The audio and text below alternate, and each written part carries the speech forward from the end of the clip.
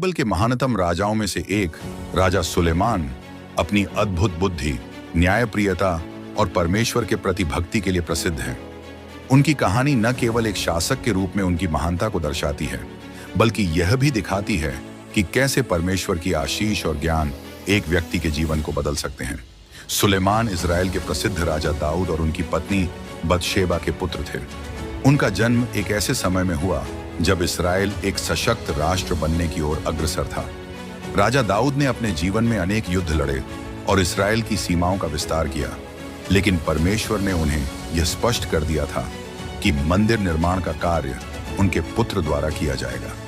सुलेमान बचपन से ही अपने पिता की देखरेख में बड़े हुए और उन्होंने शासन, युद्ध, कूटनीति और धार्मिक आस्थाओं के बारे में गहरा ज्ञान प्राप्त किया। वे एक कुशाग्र बुद्धि वाले बालक थे जिनमें ज्ञान की भूख थी और वे हमेशा अपने पिता से सीखने को तत्पर रहते थे। जब राजा दाऊद वृद्ध हो गए तो उनके कई पुत्र राजा बनने के लिए तैयार थे। हालांकि परमेश्वर की योजना सुलेमान के लिए थी। दाऊद ने नबी नातान और याजक सादोक के मार्गदर्शन में सुलेमान का अभिषेक किया और इजराइल का राजा घोषित किया। सुलेमान ने अपने शासनकाल की शुरुआत अपने पिता की विरासत को बनाए रखते हुए की। उन्होंने अपने शासन को न्याय और धार्मिकता पर आधारित किया। उनका उद्देश्य एक ऐसा साम्राज्य स्थापित करना था जो न केवल शक्ति और समृद्धि में महान हो, बल्कि आत्मिक रूप से भी परमेश्वर के साथ जुड़ा रहे। राजा सुलेमान ने शासन के प्रारंभ में परमेश्वर से प्रार्थना की और यही वह क्षण था जिसने उनके पूरे जीवन को बदल दिया। एक रात गिबोन में सुलेमान को एक स्वप्न में परमेश्वर प्रकट हुए और उनसे पूछा, तू मुझसे क्या चाहता है? सुलेमान ने न धन, न लंबी उम्र और न ही अपने शत्रुओं पर विजय मांगी, बल्कि उन्होंने ज्ञान और समझदारी की याचना की ताकि वे अपने लोगों का उचित न्याय कर सकें। परमेश्वर को सुलेमान का यह उत्तर बहुत प्रसन्न करने वाला लगा। उन्होंने कहा, क्योंकि तूने अपने लिए न तो दीर्घायु मांगी, न ही धन संपत्ति, बल्कि ज्ञान और बुद्धि मांगी है, इसलिए मैं तुझे ऐसी बुद्धि देता हूं जैसी किसी और को कभी नहीं मिली। साथ ही मैं तुझे वैभव और सम्मान भी दूंगा। सुलेमान के ज्ञान और न्याय की परीक्षा जल्द ही लोगों के बीच चर्चित हो गई। उनकी प्रसिद्धि का एक प्रमुख उदाहरण वह घटना है जब दो महिलाएं एक नवजात शिशु के साथ उनके दरबार में आईं। दोनों महिलाओं ने दावा किया कि बच्चा उनका था। सुलेमान ने अपनी बुद्धि से एक अभूतपूर्व निर्णय लिया। उन्होंने कहा कि बच्चे को तलवार से दो भागों में काट दिया जाए और दोनों को आधा आधा दिया जाए। यह सुनते ही एक महिला रो पड़ी और बोली, नहीं, इस बच्चे को जीवित रहने दो और इसे दूसरी महिला को दे दो। जबकि दूसरी महिला ने कहा, हाँ, इसे काट दो। सुलेमान समझ गए कि सच्ची मां कौन थी और उन्होंने बच्चा पहली महिला को सौंप दिया। इस निर्णय ने पूरे इजराइल को यह जानने का अवसर दिया कि उनके राजा में परमेश्वर की प्रदत्त बुद्धि थी। एक, शांति और स्थिरता। सुलेमान ने अपने शासन के पहले वर्षों में इजराइल में शांति स्थापित की और सभी बाहरी शत्रुओं के साथ कूटनीतिक संबंध बनाए। 2, व्यापार और समृद्धि। उन्होंने अंतरराष्ट्रीय व्यापार को बढ़ावा दिया और इजराइल को एक आर्थिक शक्ति बना दिया। 3, विज्ञान और कला। उनकी बुद्धिमानी ने विज्ञान, कला और साहित्य को भी बढ़ावा दिया। उन्होंने कई महत्वपूर्ण ग्रंथ लिखे। 4, शिक्षा और ज्ञान। सुलेमान ने ज्ञान के महत्व को समझते हुए शिक्षा को बढ़ावा दिया और इजराइल को एक बुद्धिमान राष्ट्र बनाया। राजा सुलेमान का प्रारंभिक जीवन और उनकी बुद्धिमत्ता ने उन्हें एक आदर्श शासक बना दिया। उनका परमेश्वर में विश्वास और उनकी न्यायप्रियता उन्हें अन्य राजाओं से अलग बनाती थी। उनकी कहानी यह सिखाती है कि जब हम धन, शक्ति और सांसारिक सुखों की बजाय ज्ञान और समझदारी की तलाश करते हैं, तो परमेश्वर हमें बाकी चीजों से भी भरपूर कर देते हैं। राजा सुलेमान के शासन की सबसे महत्वपूर्ण उपलब्धियों में से एक थी परमेश्वर के लिए एक भव्य मंदिर का निर्माण। उनके पिता राजा दाऊद इस मंदिर का निर्माण करना चाहते थे, लेकिन परमेश्वर ने कहा था कि यह कार्य उनके पुत्र द्वारा पूरा किया जाएगा। सुलेमान ने इसे अपने शासन की प्राथमिकता बना लिया। इस मंदिर को बनाने में 7 वर्ष लगे और यह अपनी भव्यता में अद्वितीय था। मंदिर की दीवारें सोने से बनी हुई थीं और इसमें उत्तम गुणवत्ता की लकड़ी तथा अन्य कीमती सामग्री का उपयोग किया गया था। यह इजरायलियों के लिए उनकी आस्था का प्रतीक था। मंदिर के समर्पण के दिन राजा सुलेमान ने परमेश्वर से प्रार्थना की कि वे इस स्थान को आशीर्वाद दें। उनकी प्रार्थना के उत्तर में परमेश्वर की महिमा मंदिर में प्रकट हुई और आकाश से आग उतरकर बलिदानों को स्वीकार किया गया। यह इस्राएलियों के लिए एक ऐतिहासिक और पवित्र क्षण था। राजा सुलेमान को परमेश्वर ने असाधारण ज्ञान दिया था। उनके ज्ञान की प्रसिद्धि दूर दूर तक फैल चुकी थी और विभिन्न देशों के राजा और रानी उनसे मशवरा लेने आते थे। विशेष रूप से सबा की रानी की यात्रा प्रसिद्ध है। वह सुलेमान की बुद्धि और समृद्धि के बारे में सुनकर इजराइल आईं और उन्होंने कई कठिन प्रश्न पूछे। सुलेमान ने हर प्रश्न का संतोषजनक उत्तर दिया।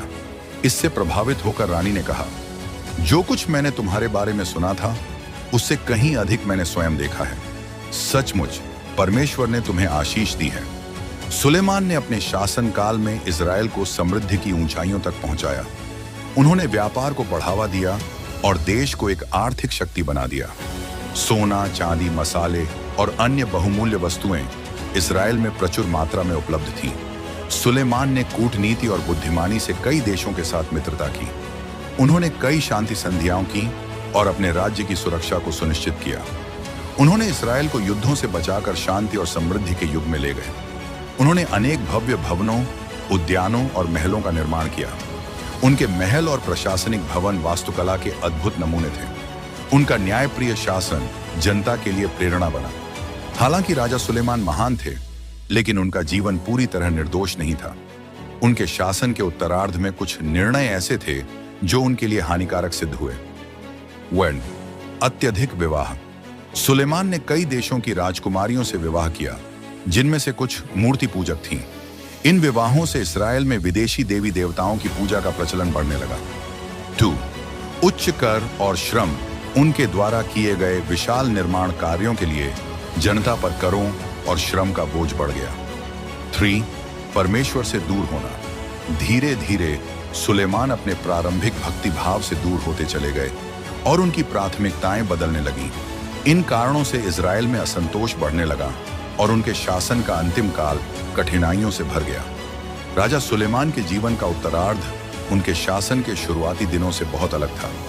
जहां उनके शासन की शुरुआत एक ईश्वर भक्त, बुद्धिमान और न्यायप्रिय राजा के रूप में हुई थी, वहीं उनके जीवन के अंतिम वर्षों में कई ऐसी घटनाएं घटी जिन्होंने उनके पूरे राज्य की स्थिरता को प्रभावित किया।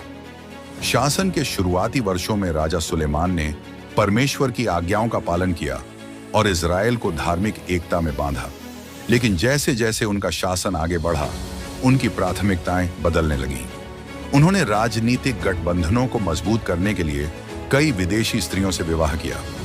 इनमें मोआब, अम्मोन, एदोम, सीदोन और हित्तियों की स्त्रियां शामिल थीं। इन विवाहों का एक महत्वपूर्ण परिणाम यह हुआ कि सुलेमान की पत्नियां अपने अपने देशों के देवी देवताओं की पूजा करने लगीं। धीरे धीरे राजा सुलेमान भी उनके प्रभाव में आने लगे और उन्होंने इन विदेशी देवताओं के लिए ऊंचे स्थानों का निर्माण करवाया। इस्राएल, जो कभी केवल यहोवा की आराधना करता था, अब विभिन्न मूर्ति पूजक प्रथाओं में लिप्त होने लगा। परमेश्वर ने कई बार राजा सुलेमान को चेतावनी दी कि वे अपने मार्ग को सुधारें, लेकिन उन्होंने इसे नजरअंदाज कर दिया।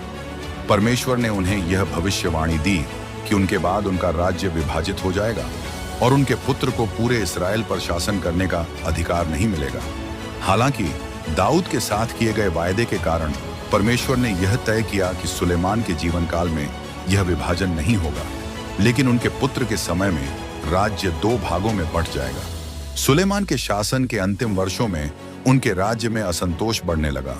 उन्होंने कई भव्य निर्माण परियोजनाएं चलाईं, जिनमें यरूशलेम का मंदिर, अपना राजमहल और कई अन्य किले शामिल थे। इन निर्माण कार्यों के लिए उन्होंने इजराइल के नागरिकों पर भारी कर लगा दिए और जबरन श्रम प्रणाली लागू कर दी। इससे जनता में असंतोष फैलने लगा, खासकर उत्तरी इस्राएल के गोत्रों में। लोगों को लगने लगा कि उनका शोषण किया जा रहा है और राजा सुलेमान अब पहले जैसे न्यायप्रिय शासक नहीं रहे।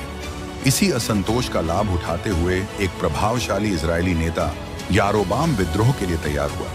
यारोबाम एक शक्तिशाली योद्धा और प्रभावशाली प्रशासक था, जिसे स्वयं परमेश्वर ने यह भविष्यवाणी दी थी कि वह 10 गोत्रों का राजा बनेगा। जब सुलेमान को यह भविष्यवाणी पता चली तो उन्होंने यारोबाम को मारने की कोशिश की, लेकिन वह मिस्र भाग गया और फिरौन शीशक की शरण में चला गया। लगभग 40 वर्षों तक शासन करने के बाद राजा सुलेमान की मृत्यु हुई। उनका शासन इज़राइल के इतिहास में सबसे समृद्ध और शक्तिशाली युग के रूप में याद किया जाता है, लेकिन उनके जीवन का अंत एक चेतावनी के रूप में भी देखा जाता है। उन्होंने जो गलतियां की वे उनके उत्तराधिकारी के लिए विनाशकारी साबित हुई। उनके पुत्र रहबोआम को गद्दी मिली, लेकिन वह अपने पिता की तरह बुद्धिमान नहीं था। जब जनता ने उससे करों को कम करने की मांग की तो उसने इसे मानने से इनकार कर दिया और भी कठोर नियम लागू कर दिए। इस फैसले ने इज़राइल को 2 भागों में बांट दिया। यारोबाम ने 10 उत्तरी गोत्रों का नेतृत्व किया और उन्होंने इज़राइल नामक नया राज्य स्थापित किया, जबकि रहबोआम केवल यहूदा और बिन्यामीन गोत्रों पर शासन कर सका। इस प्रकार राजा सुलेमान के जीवन की अंतिम घटनाओं ने इज़राइल के भविष्य को हमेशा के लिए बदल दिया। राजा सुलेमान की कहानी हमें कई महत्वपूर्ण बातें सिखाती है। 1. ज्ञान और विवेक महत्वपूर्ण है। सुलेमान ने परमेश्वर से धन या शक्ति नहीं बल्कि ज्ञान मांगा और यही उनकी प्रारंभिक सफलता का कारण बना। 2. परमेश्वर की आज्ञा का पालन करना अनिवार्य है। जब तक सुलेमान ने परमेश्वर की आज्ञा मानी वे सफल रहे, लेकिन जैसे ही उन्होंने परमेश्वर से मुंह मोड़ा उनकी स्थिति बिगड़ने लगी। 3. समृद्धि और शक्ति स्थायी नहीं होती। सुलेमान ने इज़राइल को अपने समय का सबसे समृद्ध राष्ट्र बना दिया, लेकिन यह समृद्धि हमेशा के लिए नहीं रही। 4. अंत तक विश्वास योग्य रहना जरूरी है। केवल अच्छी शुरुआत करना ही काफी नहीं, बल्कि हमें अंत तक अपने विश्वास और सिद्धांतों पर बने रहना चाहिए। 5. अत्यधिक विलासिता और गलत निर्णय विनाश का कारण बन सकते हैं। सुलेमान का पतन इस बात का उदाहरण है कि जब एक राजा धन, स्त्रियों और शक्ति में लिप्त हो जाता है तो वह अपने नैतिक मूल्यों से दूर हो सकता है। राजा सुलेमान का जीवन एक प्रेरणा और एक चेतावनी दोनों के रूप में देखा जाता है। उन्होंने बुद्धि, समृद्धि और ज्ञान में अद्भुत कार्य किए, लेकिन उन्होंने अपनी आस्था को कमजोर होने दिया, जिससे उनके राज्य पर नकारात्मक प्रभाव पड़ा। उनकी कहानी हमें यह सिखाती है कि भले ही कोई व्यक्ति कितना भी बुद्धिमान क्यों ना हो, यदि वह परमेश्वर की राह से भटक जाता है तो उसका अंत अच्छा नहीं होता। सुलेमान की विरासत उनकी प्रसिद्ध कहावतों, भजनों और ग्रंथों के रूप में जीवित है, लेकिन उनका जीवन हमें यह सिखाता है कि केवल ज्ञान प्राप्त करना ही पर्याप्त नहीं है, हमें उसे सही मार्ग पर उपयोग करना भी आना चाहिए। अगर यह वीडियो आपको अच्छी लगी हो तो इस वीडियो को अपने दोस्तों और परिवार के साथ शेयर करें और कमेंट में बताएं कि यह वीडियो आपके जीवन में किस प्रकार से सहायक साबित हुआ, और हमारे YouTube चैनल बाइबल ट्यूब को सब्सक्राइब करें। मिलते हैं अगले वीडियो में। परमेश्वर आप सबको आशीष दे। जय मसीह की।